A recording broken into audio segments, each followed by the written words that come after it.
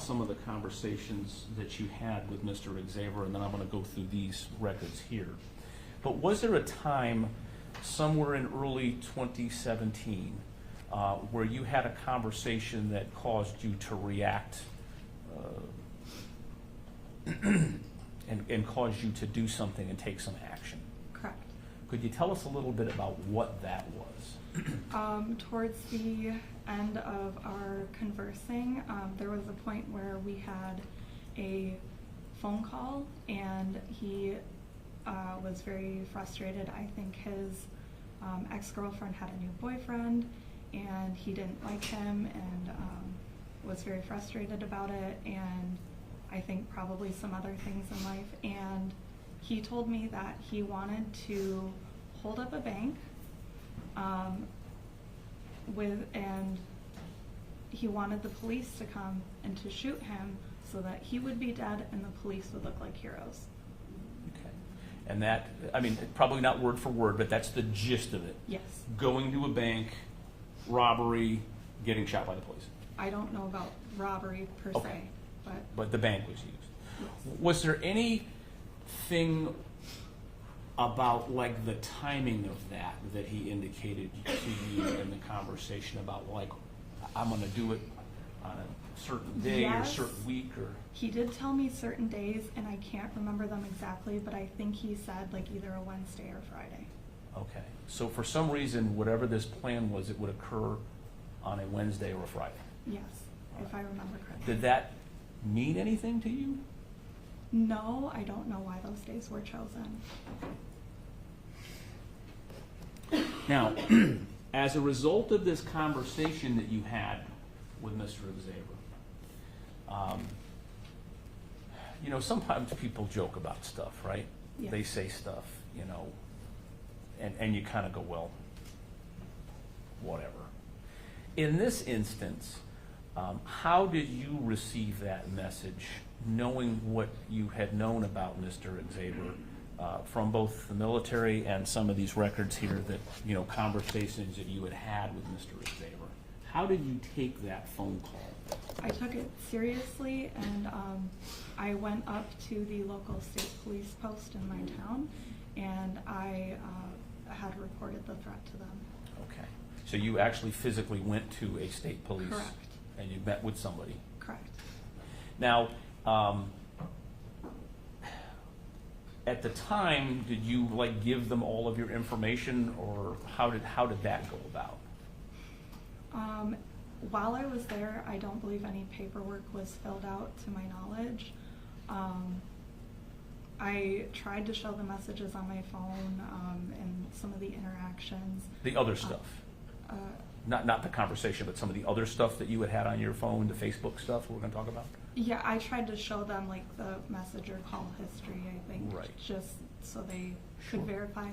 I showed them his profile so that they would know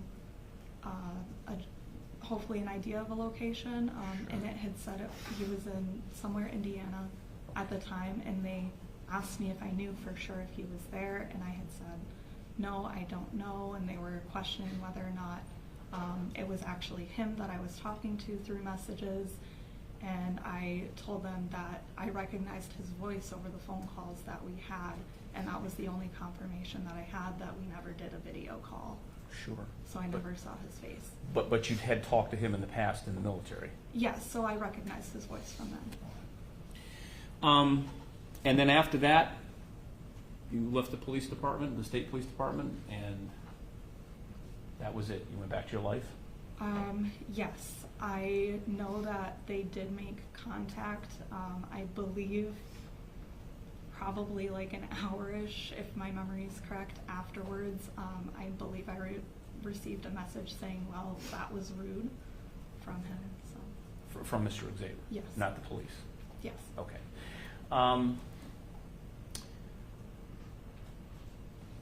The next time, well, strike that. All right, let me ask you a little bit about Exhibits 389. In addition to the call that you had, or the calls that you had with Mr. Xavier through that Facebook, I want to give the jury a little idea of the types of things that you all would discuss. And one of my goals here is not to drop this pile on the floor because I would never find anything after I do that. Now, you had a chance to look through some of these? Yes. All right. And when it comes to Facebook records, did you notice that they go kind of backwards and bottom to top? Yes. So if I start, if the beginning of this is page 132, it ends on a lower number. Yes. Did you find that to be correct when you reviewed things? Correct. All right. So I'm going to start at the end, which, or the beginning, which looks like page-wise, it's the end. And I want to go through just a few things with you about some of the things that you and Mr. Xavier talked about. And I'm going to start, this is page 132 of Exhibit 389. These will all be Exhibit 389, but I will call out the case numbers so that folks can keep in the loop. We go down here on page 132. Your name has been ripped a little bit, but we have an entry here, and I'm just trying to orient the jury. Can you see this, by the way? Yes. Okay, and you're not wearing glasses or anything? I have contacts. I'll make it a little bit bigger so everybody can see it. But we see it has the blue thing on the top, and that's kind of what Facebook looks like. Don't they have blue borders or something? So, in this entry on, I guess, April 12th of 2017, he asks a question and you say yes. So was it common for you guys to reach out back and forth from time to time? Occasionally. Okay. So in this case, there is this reach out, and then we have what is up there? You can send pictures to each other, right? Yes. So you got a picture of a hand. Correct. And was that followed with a question? And I'm going to get to that. I'm not going to hide anything. I'll flip it up here. So yes. when you send somebody a picture, that's page 131. I'm going to go to page 130. Is there a thing that says an image was sent? You're familiar with that on Facebook? Yes. So on this page, which is page 130, that hand that I just showed you is actually attached to this. Someone sent the photo. In that case, it was Mr. Xavier. Is that correct? Correct. And I guess you responded what? Says your thumb is dislocated. And that would you be kind of, he sends you a picture and you go, your thumb is dislocated. That's what I believed, yes. Okay. And this is just kind of getting everybody understanding how this works. Yes. So there's no quiz on the thumb being dislocated. And then there's an answer from Mr. Xavier. Okay, the lower left edge of my palm, right? Any veins I should be wary of. So he's asking you a question. Correct. So now we see answer format. It goes from the bottom to the top. Correct. Is that how this conversation went? Correct. And we can kind of see the dates and the times and all that stuff. All right. So when we look at the pages, we're going to start from the bottom and go to the top, and the numbers are going to get smaller. All right. I want to talk a little bit about some of the things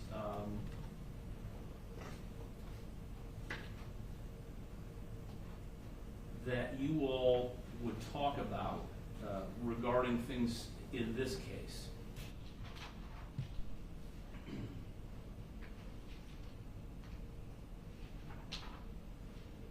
And I'm going to start again. I kind of got to go backwards on page to the record on page 122.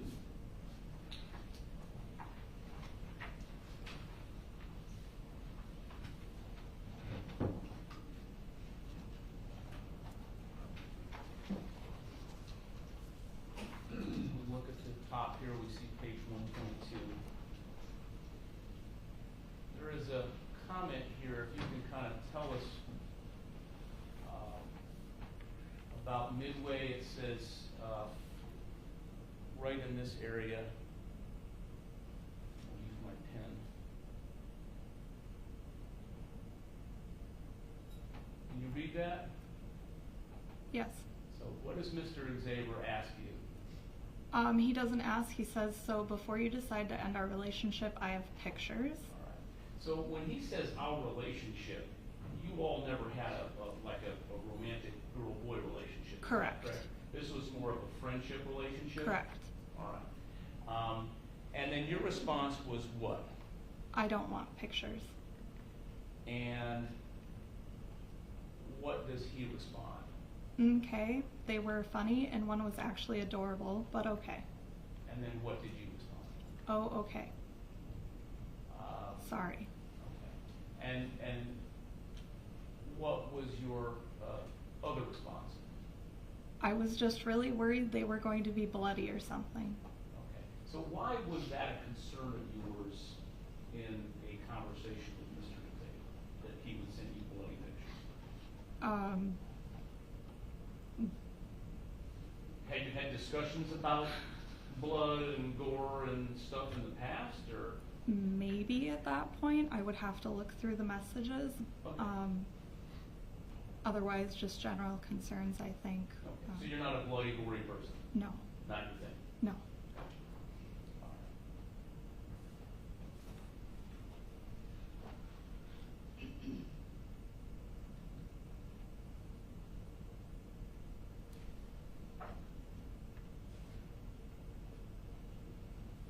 Can't have two piles of Sebring.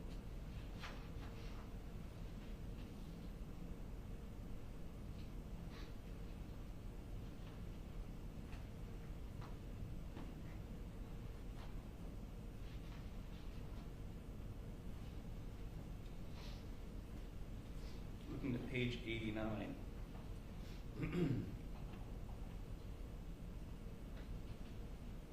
Again, starting at the bottom, there was a photo, and actually this is the page before. So if we can look at that, there's I'll shrink it down a little bit. Some kind of a person there sent by Mr. Xavier. And what does he say to you? I can't read that from here. Blow it up.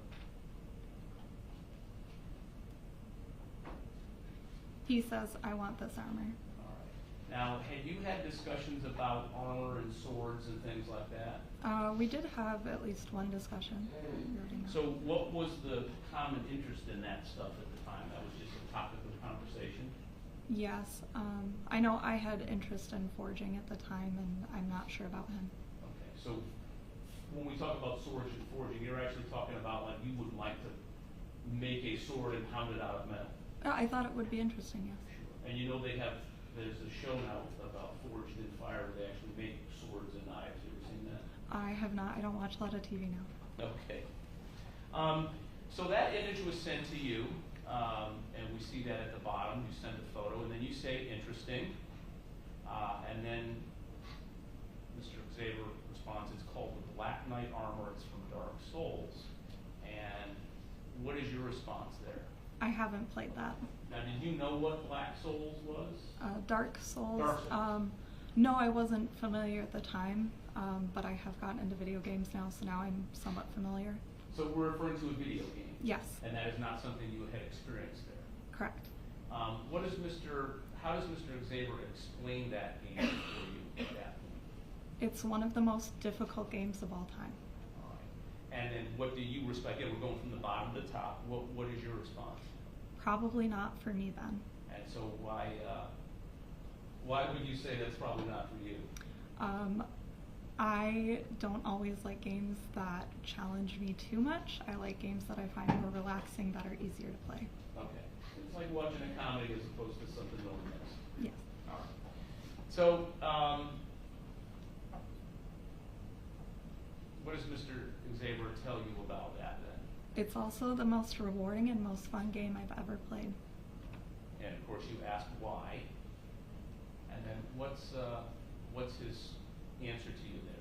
It's more about skill than what weapon or armor you have, and it's so effing rewarding when you kill the annoying boss that has hit you 25 effing times and made you lose over 300,000 souls. Your currency towards leveling, buying items, and upgrading / buying new items / weapons. Okay, so this is a video game discussion about killing stuff.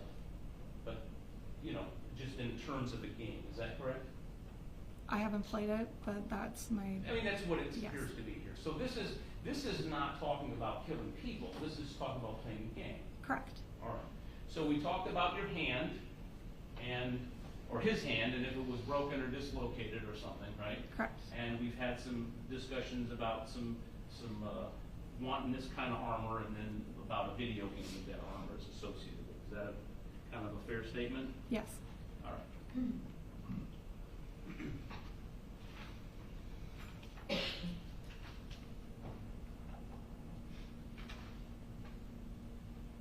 Now, were there other things that you guys talked about that weren't maybe quite as superficial as what I'm putting up on the screen right now?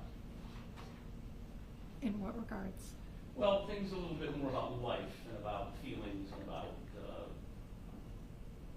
other topics that are a lot more serious. Yes, we, I think at a few points had both discussed like relationships we were in or had had.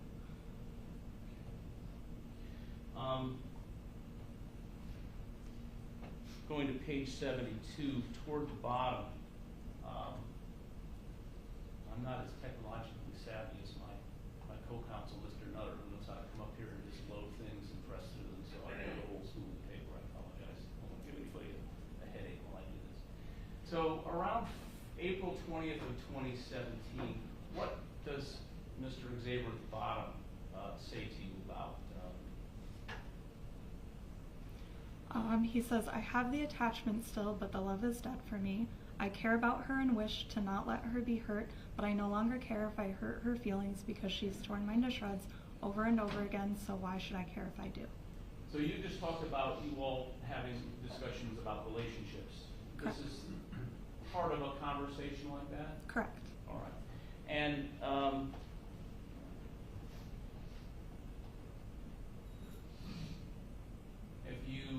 what do you respond to his statement there?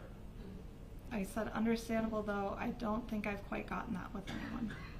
And then Zephyr references somebody named Andrew will become that way if you can't fix things over time. Who was Andrew? That was somebody that I was involved with romantically. And so Zephyr and you had a discussion about perhaps your relationship with Andrew and his relationship with another person. Correct. And you say, what way? And then Mr. Xavier refers to how I am with Alex. Now, would Alex have been his former girlfriend? Yes.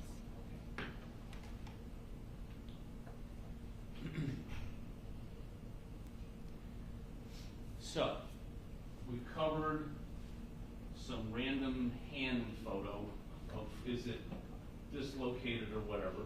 We've talked a little bit about video games. We've talked a little bit about relationships with each other, with each other's significant others. So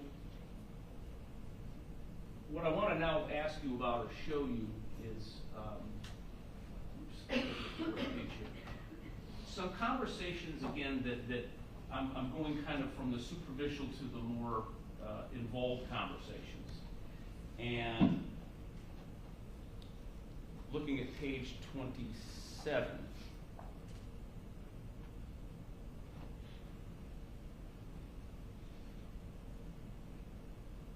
At the bottom of the page, this is now April 25th. Sorry, folks.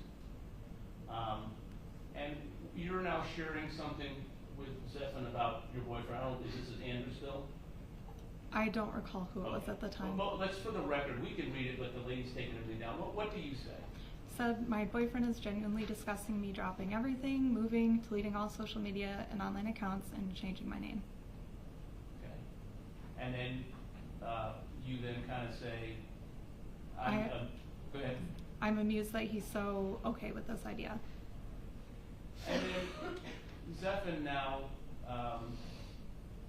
kind of gives you a paragraph of some sign of trying to connect with you on that level. I guess he's giving you a suggestion. What does he tell you about that? He says, how unfortunate. Have you ever blacked out staring at a wall so long your eyes are bloodshot from keeping them open so long? Because I have. It's entertaining because you wish to keep looking at whatever you were looking at, but it burns to open your eyes. And OMG, the fucking humor in blinking, I mean, you shut your eyes and you see nothing but see everything. And then, of course, your response to him, whether or not you have been staring at a blank wall yourself to see these things, that was something you had not done. Correct. So let's talk about what Zephan asked you above that, or states above that. Man, oh man, that's quite the control freak. However, don't do any of that because he is likely going to try to kill you or turn you into a slave.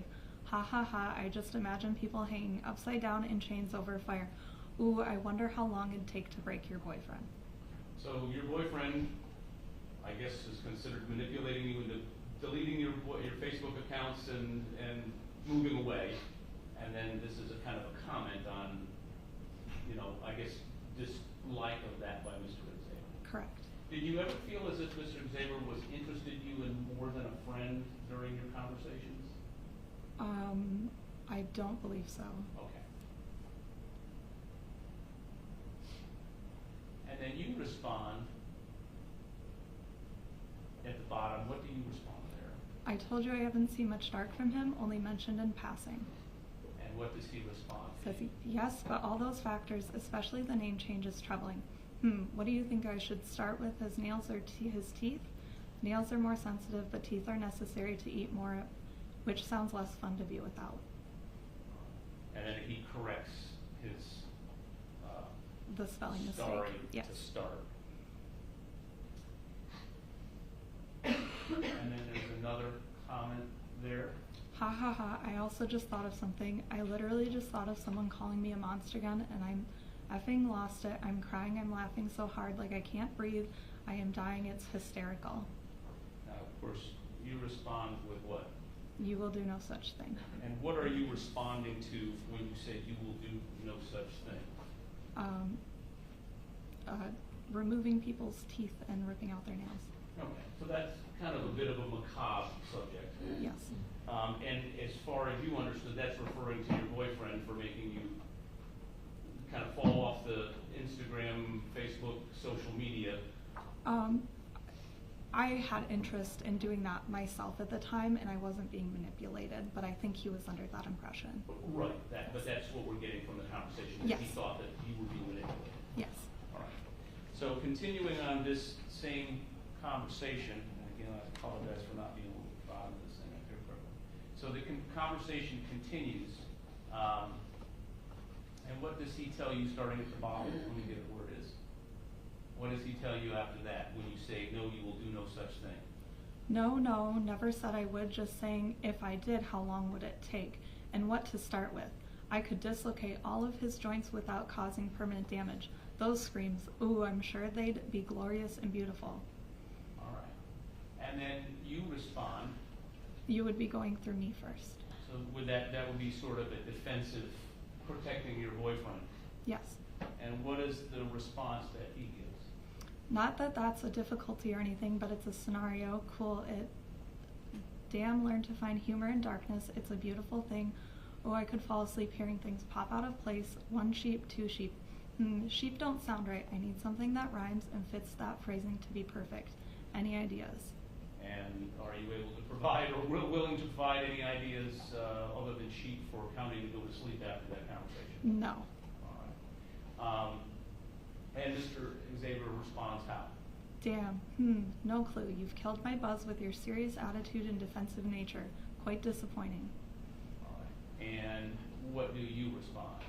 Said, I'm tired and not quite in a banterous mood as you are. My apologies. All right. So instead of dangerous, you meant banterous. Yes. All right. And then Mr. Xavier responds at the bottom. I was going to say this isn't dangerous. A dangerous mood for me is when I have broken your wrists and ankles and laugh maniacally as you attempt to crawl away. Yes, my buzz is back. All right. And then, of course, I'm guessing that was not terribly well received by your next comment. No. And what did you tell him? Said, I'm going to go because you're starting to piss me off. All right. And his response was what? Oh, why? Can't take my humor? Don't think a human crawling away in agony is funny? Don't think the smallest things in this world are fucking hysterical? I don't know if you really understand this. I'll put it simply for you. I am effing insane. I love the idea of murdering people. It's a humorous thing to imagine as humans are weak. And that is on April 25th of 2017. And then you say to him, this is you at the top. Yes, I'm just going to go ahead and block you because I'm not capable of handling this. So that was that type of conversation where you were not interested in continuing that kind of a conversation. Correct. Is that uncomfortable to you? Yes. Did that type of conversation come up from time to time where there would be those discussions of darkness and how that was kind of something he was interested in? I think a few times, yes. So we're going to the next page of this. This is the bottom there. This is where you say on the last bit you just said that's your kind of author part there. And then Mr. Xavier, what does he say to you? He said, handling what? Use your words, use your mind, use something, don't run. And I said, rather, I could handle you, but I don't want to. And then finally, he says to you what? He says, see, now also I don't want fixed as I'm not broken. I don't want anything from you. It's you who want something from me. Control over things you can't control, and I've explained the science behind it. I'll be seeing you again in about a month or two when your mind finally takes the plunge. I suppose I'll talk to you then. Good luck with the boyfriend situation.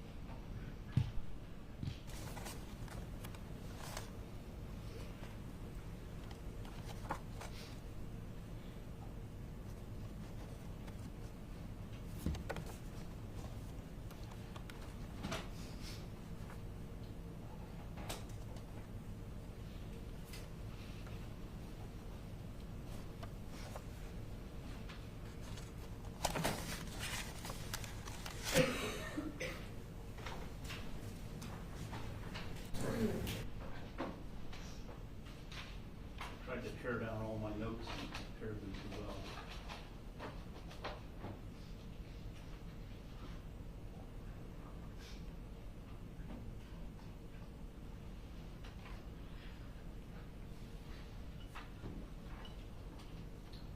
All right.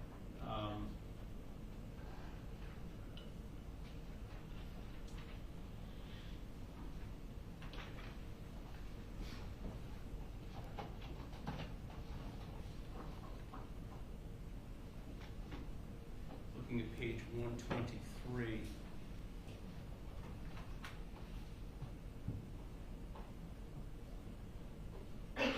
Starting toward the bottom of the page, this is April 17th of 2017. Mr. Xavier makes some statements. And then your response is, and this is at 1907, what do you say to him? Not having me to talk to may encourage you to find better things to do and focus on these unhealthy things less. So when you're talking about unhealthy things, you're talking about some of the stuff we're talking about, people's teeth, people's fingernails, popping things out of socket, all that kind of stuff? Correct. Okay. So you're trying to say, well, you tell me what you're trying to say. You need to think of other things. Yes. More positive things. Yes. All right. So his response is, I wish people understood that it's not a focus on unhealthy ideas or things. It's all I can think of. It's all I hear every day. It's all I see every day. It's all I smell and taste every day. Blood, death, and murder. It's all I have happening 24/7. I have moments in between, the thoughts and scenarios that can occupy my mind for moments at a time, but it all goes back eventually. and then how do you respond? I said it's a focus, whether by choice or not, and it is unhealthy because you've harmed yourself and want to harm others. And what does he say to that? says, how's that unhealthy? Maybe that's healthy for me because if I don't admit it gets louder and harder to contain. And then you say. But it shouldn't have to. And he says to you what? He says, but I do. And you say to him. I said, you need help. And that's as a result of all this kind of stuff you guys have been talking about. Yes.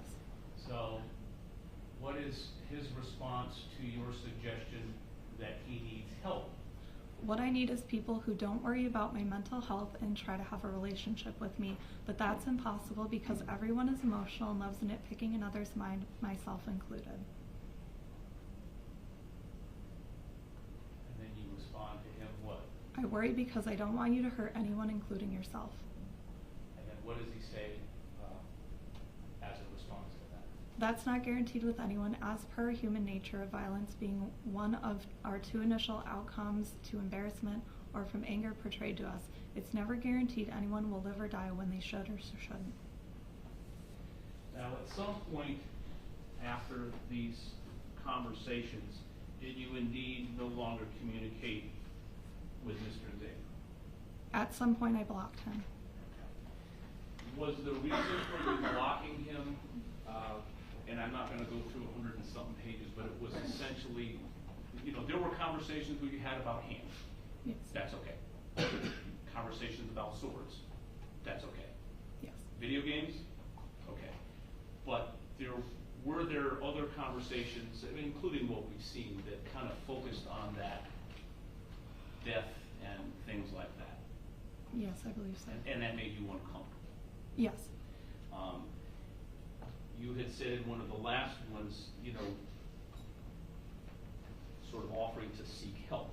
Was that sort of you just as a concerned friend to say, maybe you should take care of this? Yes. And this goes back to when you were in boot camp, when you suggested that homicidal thoughts should be taken care of. Yes. So you went to check on Mr. Xavier a year after you got out of boot camp, wondering if that homicidal thoughts had changed, correct? Correct. And by April of 2017, did it appear that those thoughts were now out of his head? Or No. did they remain? They remained. And as a result, you blocked him? Correct. When was the next time that you heard of Zeph and Xavier after that? I saw people sharing articles online because he had gone into a bank and shot 5 people. Thank you.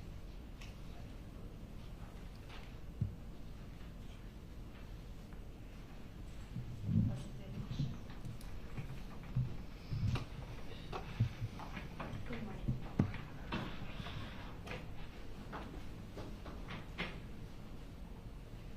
Starting with the messages, and then I'll work backwards in time. The messages that Mr. Johnson was just going over with you. The content of the messages that Mr. Xavier was sharing with you caused you, as you said, to stop having conversations with him, right? Correct. The content of it was concerning to you. Correct. And you blocked him and you did not want to be a part of that anymore. Correct. And the content of what Mr. Xavier said to you in one of your phone calls was so concerning that you actually took the step of going and reporting it to the police in person. Correct.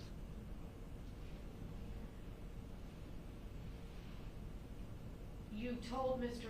Xavier in those messages that we just saw before you blocked him that you thought he needed help, right? Correct. And that's the same, moving back now to when you were in basics training with him, that's the same thing you thought back then, right? Correct. After he writes on this message to you that he has these homicidal feelings, your response is, you need to report yourself, you need help. Correct. And when you were in basic training together, you and Mr. Xavier were acquaintances, certainly, right? Correct. But the nature of, how much time you have to spend with each other, I mean, you don't have hours on end to develop some sort of deep friendship or anything, right? Correct. you're there for a job, you're there to do your job, and so you have more of a limited interaction. Yes. But even as just being acquaintances, Mr. Xavier shared with you these homicidal feelings. Yes.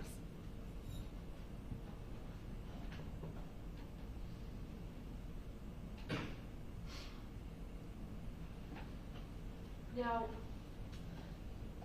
you reached out, you're the one who reached out to Mr. Xavier that started all of the messaging that Mr. Johnson was just going through. Correct. And you wanted to see if he had actually gotten help, right? Correct. Because after he made the statement at Basic about the homicidal feelings and you encouraged him to report himself, then as you indicated, you didn't, continue to see him at Basic, he didn't graduate with your class, things like that. Correct. So you wanted to know how he was doing. Correct. Now, in the phone call that you had with Mr. Xavier that led you to make the report, you testified that, I want to make sure I get the words right.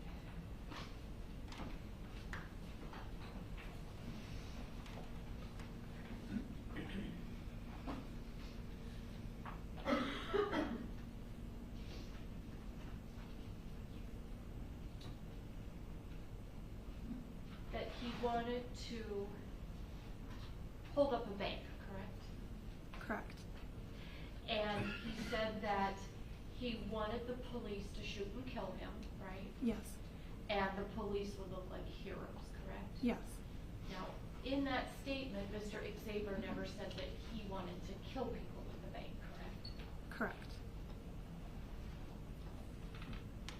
He wanted the police to shoot him so he would be dead. Correct.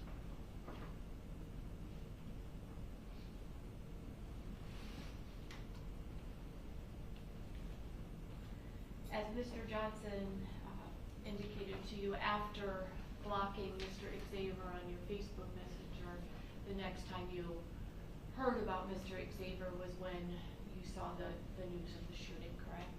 Correct. And that caused you some frustration, sadness, disappointment, right? Yes.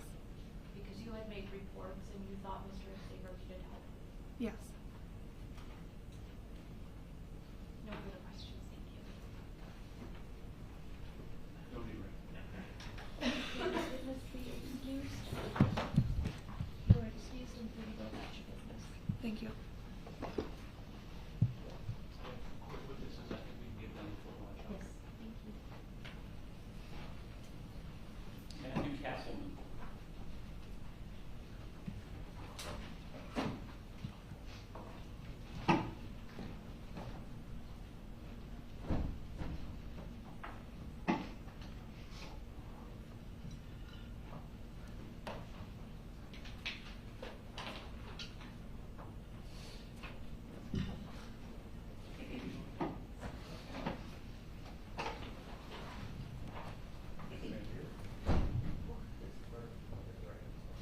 Do you swear or affirm that the testimony you are about to give is the truth, the whole truth, and nothing but the truth to help you God? Yes, ma'am. I swear, sir. Please take the chair.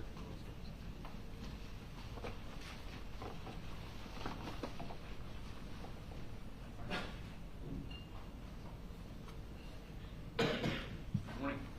Morning, sir. Please tell the jury your name My name is Matthew Castleman. and what do you currently do? I am retired. So good things. Yes, Very good. Could you please tell the folks in the jury what you are retired from? I retired from the Michigan State Police.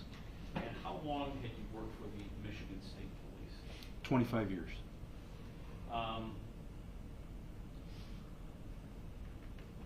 What types of things are the Michigan State Police responsible for as far as what their normal duties are? And what were you doing back in 2017 before you retired? I had promoted to a sergeant. I was the administrative desk sergeant. The Michigan State Police were a full service agency. We do criminal complaints and traffic. Okay, so you kind of, when you're a state police, we have county and city and all that. The state police kind of have jurisdiction over everything. Correct.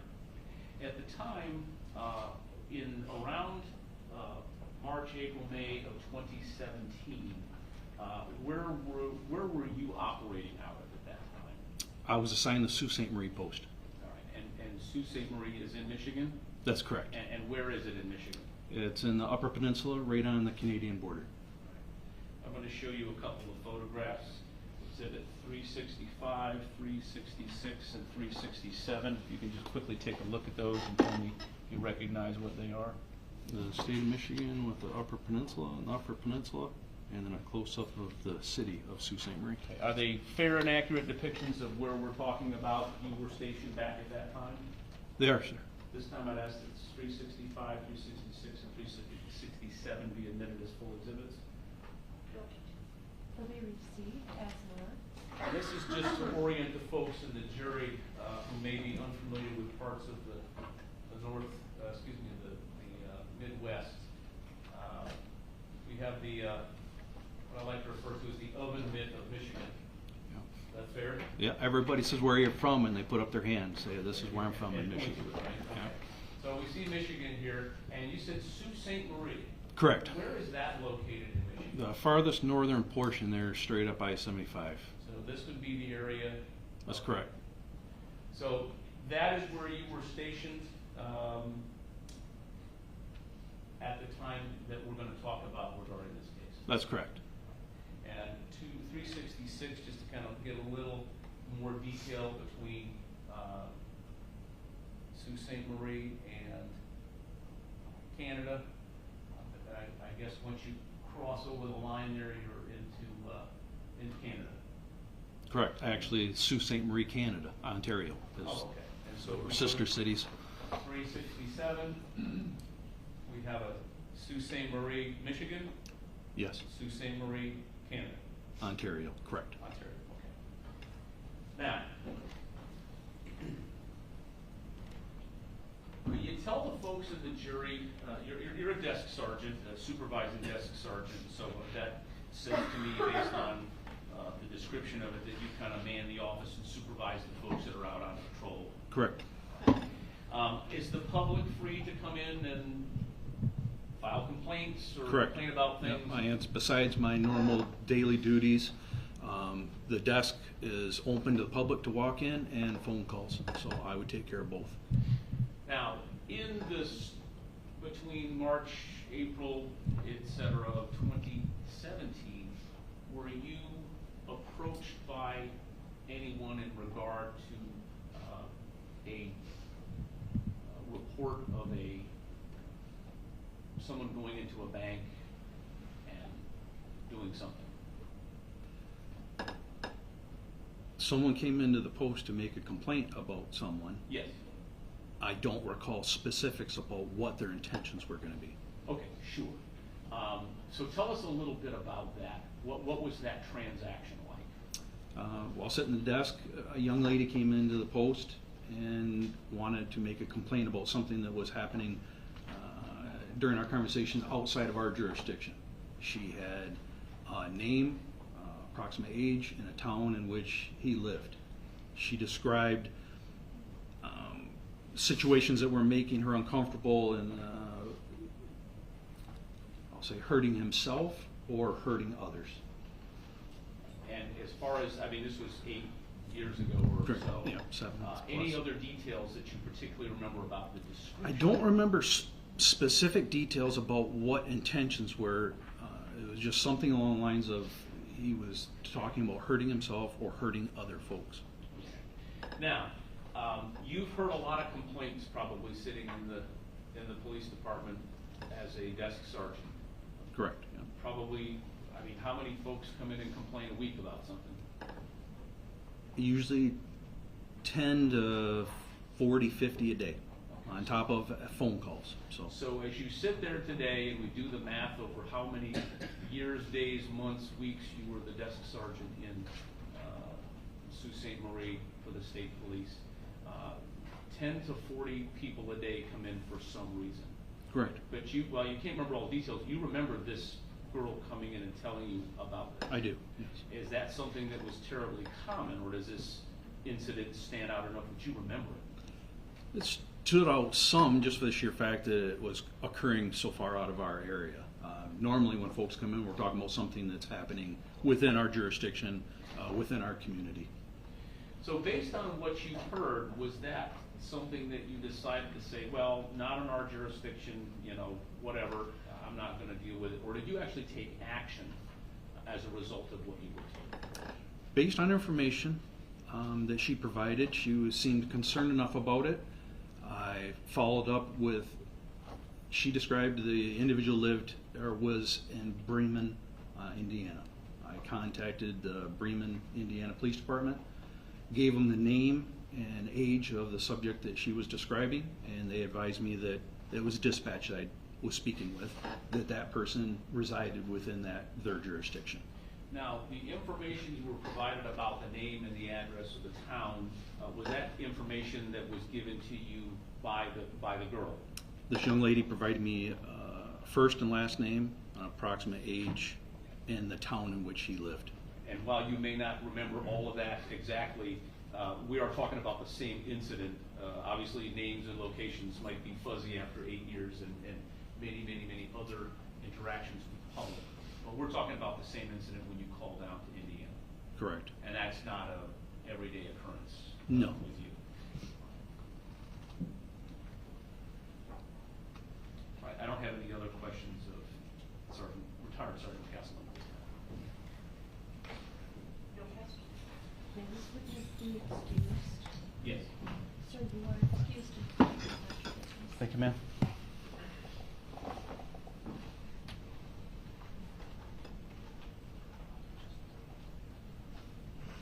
Jesse Pippinger.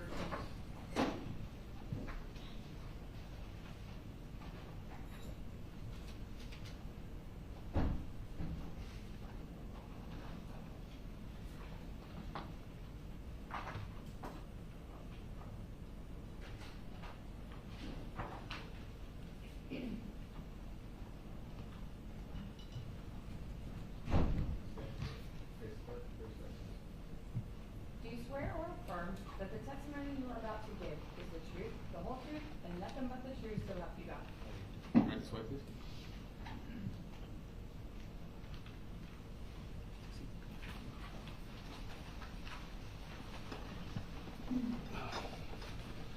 Please tell the jury your name. Jesse Allen Pippinger, And will you spell both your first and last name for the court reporter? Jesse Pippenger. And where are you employed, sir? The Breman Police Department. And what, you say the Breman Police Department, tell us where that is. That's in Indiana. Bremen, Indiana? Yes. And would you spell Bremen for us as well? Bremen. How long have you worked for the Bremen Police Department? 11 years. And prior to that, do you have any other law enforcement experience? I do. And where was that? The Plymouth Police Department, And how long were you with the Plymouth Police Department? 7 years. So in total, 18 years. 18 years. All right, Yes. thank you. Again, math was not my strong suit. I'm going to show you a couple of photographs, exhibits 368, 369. This is just to orient the folks in the jury. I want to ask you if you can take a look at those until we can recognize what those maps are of. Yes. This is the area that I'm from, northern Indiana. Okay. And they both fair and accurate Google Maps of that area? Yes. All right. And again, just so that we can orient the folks, this time I'd ask the states 368, 369 for identification via indivisible exhibits. No objection? We received as noted. Name. I'm going to start with 368.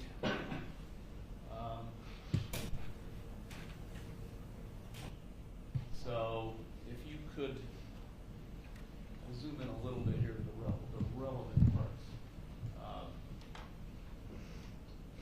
First of all, the city at the top there, at the kind of the border of Michigan, what is this area here for orienting folks? South Bend. All right. And where is Bremen from there? It's straight south. All right, so would that be, if we were in South Bend, if we came down here, would this be Bremen? Yes. All right. And then you indicated you also work for Plymouth. Correct. Is that also on the map? Yes. That'd be right there. Yes. So these cities or towns are fairly close together. Yes. Thus, you move from one to the other with some ease, at least geographically. Yes. All right. 369, a little bit closer. What do we see here? Again, it's northern Indiana. Okay, so Breman is up here, Yes. and Plymouth is down here. Yes. I want to direct your attention back to between March and May of 2017. Were you working for the Breman Police Department in 2017? Yes. And around that time, were you aware or did you receive any information from the Michigan State Police concerning a concern over activity that may occur? Yes. Okay, tell us a little bit about how information was conveyed to you and what it was that you did in response to that. I received a phone call from Sergeant Matt Castleman of the Michigan State Police. He advised me that he was in contact with a female who advised him that she was communicating with a male by the name of Zephan Xavier, and that he had stated that he would possibly want to die by suicide by cop. Okay. Do you frequently get calls from Michigan State Police saying, hey, there's a guy in your neighborhood, in your jurisdiction that is talking about doing something like this? No. So was that something that your response was that of a serious nature to look things up? Yes. Right. So as a result, what did you do as far as, I'll call it an investigation for lack of a better word, what did you do once you received the call? Dispatch had the phone number of Zephan's mother, who lived in Breman, so Okay. I called her. And what was her name, if you remember? Misty Hendricks. All right. And I don't want you to give me any hearsay, so I'm going to say that right up front. I don't want you to tell me what somebody said. Okay. But based on that info, first of all, did you communicate with Ms. Hendricks the concern that had been communicated to you? Yes.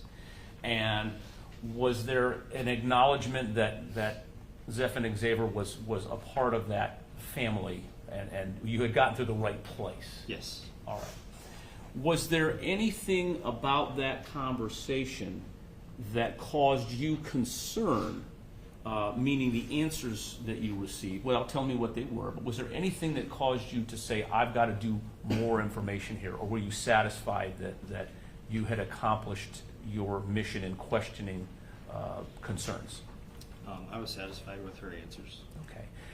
Did you ask whether there were any guns in the house? I did. And did you receive information that caused you to not act further in that regard?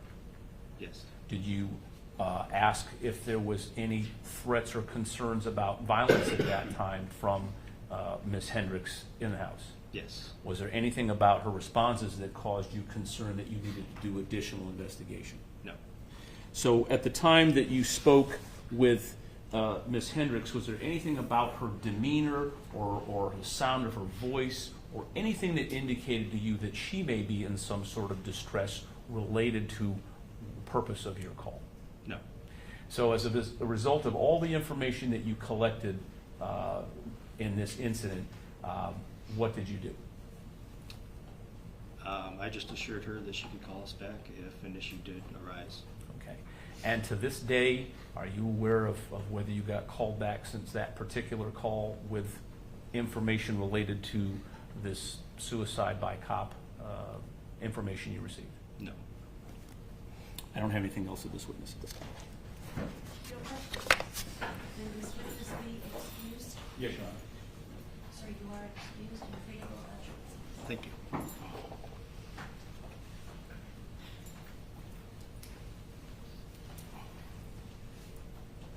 Lunchtime. Ladies and gentlemen, we're going to take our lunch break. I'll give you a couple of extra minutes and ask that you return entrance at like 1:10. That gives you a chance to get downstairs, go get some lunch, and get back at 1:10. And as always, do not discuss this with